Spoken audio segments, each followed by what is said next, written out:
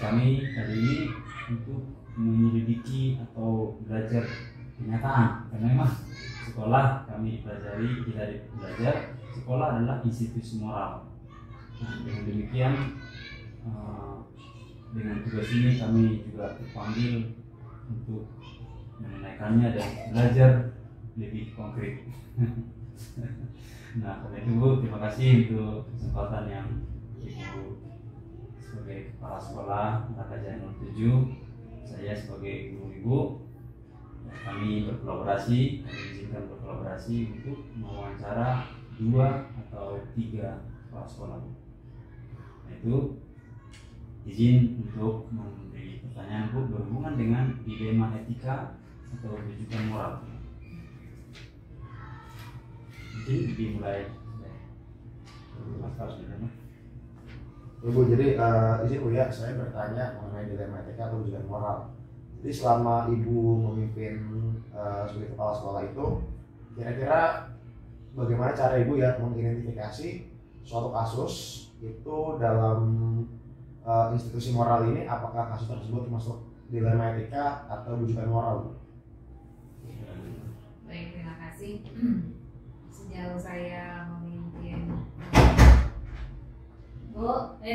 saya jalan ke Sudin itu. Ini ada pakarnya. Kamera tadi. Nanti saya bawa Siap. Katanya masuk kamera ini saya bergayain. Di sini kamera pilih sama. Ke situ dong, ke depan. Ibu saya jalan dulu. Iya, sih. Siap aja. Terima kasih.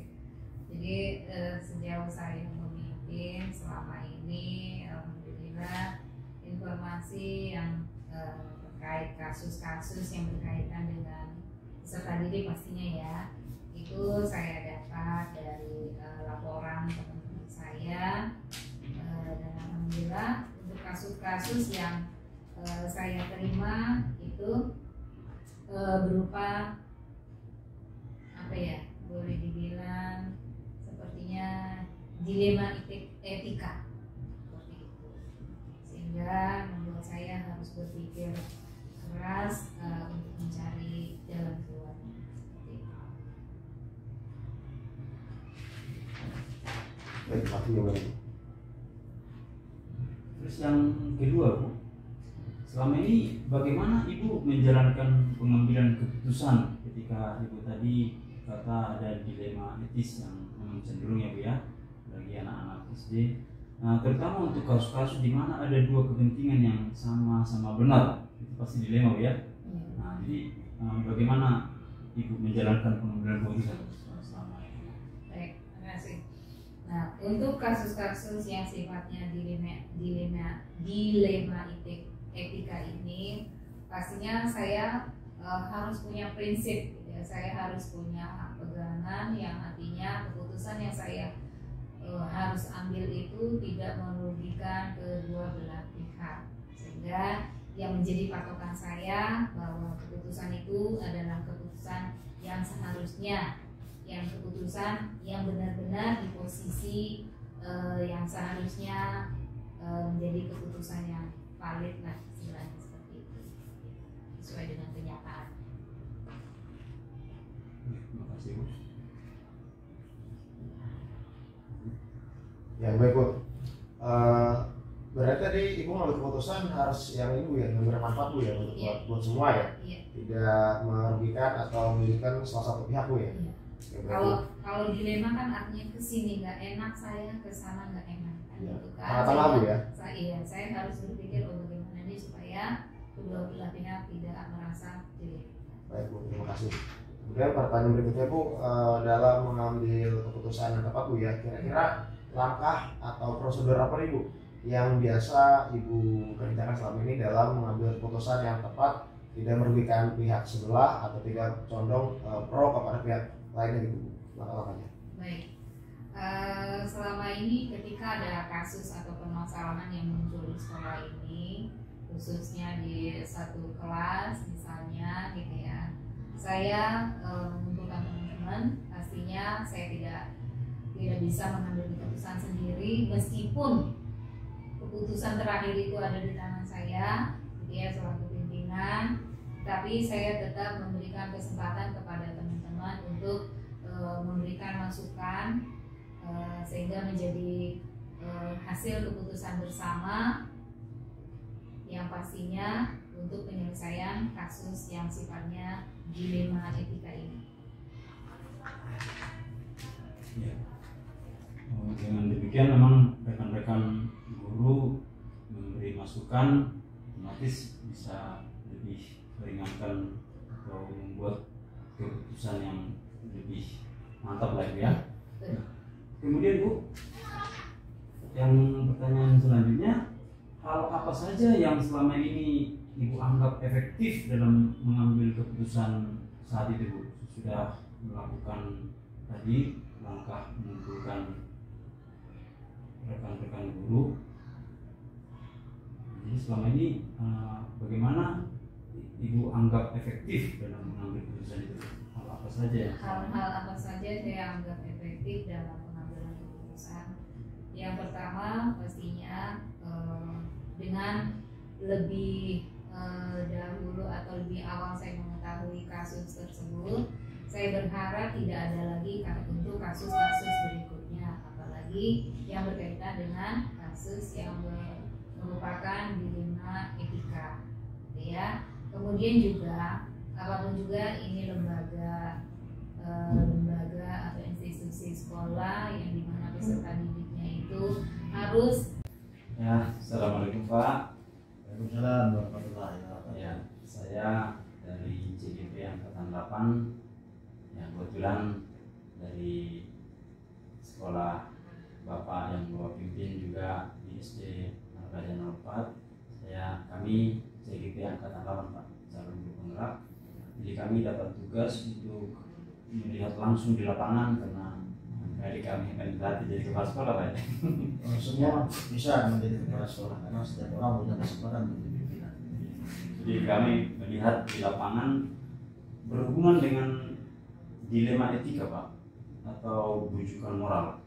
Nah, tapi di sini saya minta kesempatan Bapak. Terima kasih untuk penerimaan Bapak kepada saya. Nama saya Marulak Pengalaman Menurut Pak. Terima kasih Pak Sudiman. Yang pertanyaan ada 8 pertanyaan Pak yang Baik Pak. saya minta Bapak yang membagikan pengalaman Bapak. Ya Pak ya. Ya, siapa Pak? Ya. Yang pertama Pak, selama ini sebagai pemimpin atau ya Bapak sudah berpengalaman sebagai pemimpin, bagaimana Bapak dapat mengidentifikasi kasus-kasus yang merupakan dilema etika atau bujukan moral Pak? Begini Pak Marla, bahwa setiap pimpinan dimanapun berada itu selalu ada yang namanya problem atau masalah. Masalah itu bisa kita tuntaskan apabila kita memahami masalah tersebut. Salah satu masalah kita adalah rule atau aturan tadi itu harus kita pahami dulu, sehingga kita tidak bekerja tidak tuntas hanya pelita-pelitut bahasa saya itu. Kenapa aturan itu harus dipatuhi supaya permasalahannya itu bisa tuntas orang. Sebagai gambaran adalah bahwa sekolah itu namanya mendidik, membina itu pasti ada yang namanya masalah. Contohnya kalau anak-anak itu kan ada aturan datangnya pukul berapa dia datang ke sekolah. Kalau ada murid yang terlambat itu namanya sudah masalah, tidak tertib dan mengikuti aturan. Apapun yang kita lakukan, kalau aturan yang kita jalankan semua bisa tertuntaskan, bisa terrealisasi secara baik. Cara-cara kita menanggulangi suatu masalah itu adalah dengan menegakkan aturan. Jadi selama ini Pak, bagaimana Bapak menjalankan pengambilan keputusan dengan masalah-masalah yang ada tadi? Pasti ada Pak ya, selama Bapak memimpin ada kasus di mana ada dua kepentingan yang sama-sama benar ketika mengambil jalan keluar ini sesuai aturan tadi yang Bapak bilang, tapi di sisi lain ini ada benar juga.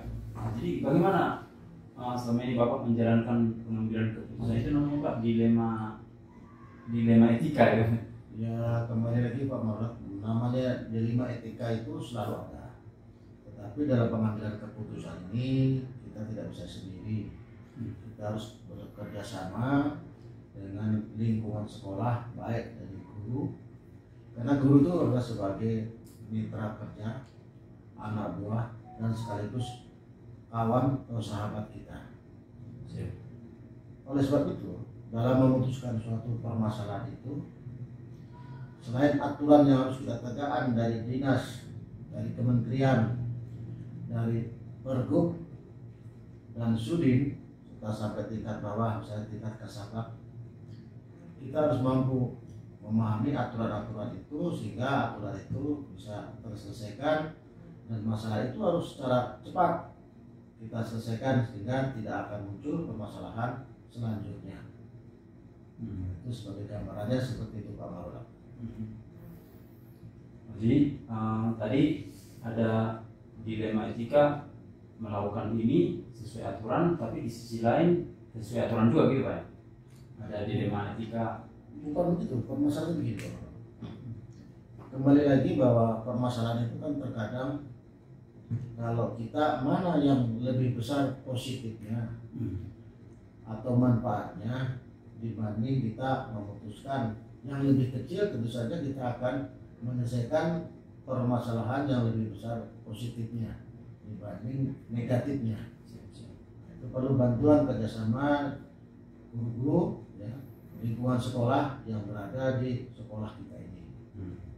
Mungkin yang ketiga Pak, langkah dari situlah barangkali Pak yang untuk melihat manfaat yang lebih besar ini. Memang tujuan pembelajaran kita yang kami pelajari Pak, kebermanfaatan seperti yang dikatakan Pak Kiai Haji Dewantara, kebermanfaatan mantap sekali Pak. Jadi yang ketiga, langkah-langkah dan prosedur seperti apa yang biasa Bapak lakukan selama ini Pak untuk menangani tadi? Ya, prosedur itu yang pertama adalah tegakkan aturan. Yang kedua, kita harus mampu bekerja sama, baik itu dari guru, orang tua murid, serta halayak yang berkepentingan di bidang pendidikan. Dengan demikian tentu saja bahwa permasalahan itu dapat kita pilah-pilahkan mana yang lebih cepat kita tuntaskan untuk menyelesaikan suatu trouble atau masalah di sekolah di mana kita berada. Ya, tidak akan muncul masalah-masalah yang baru, tapi masalah yang sudah lalu kita tuntaskan hari ini. Jangan sampai ditunda-tunda atau menunda-nunda suatu permasalahan.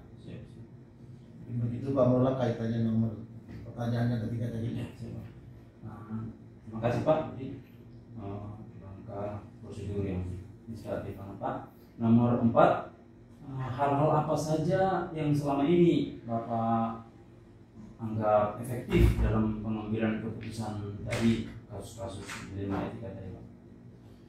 Jadi secara efektif untuk mengatasi suatu trouble atau masalah itu pertama adalah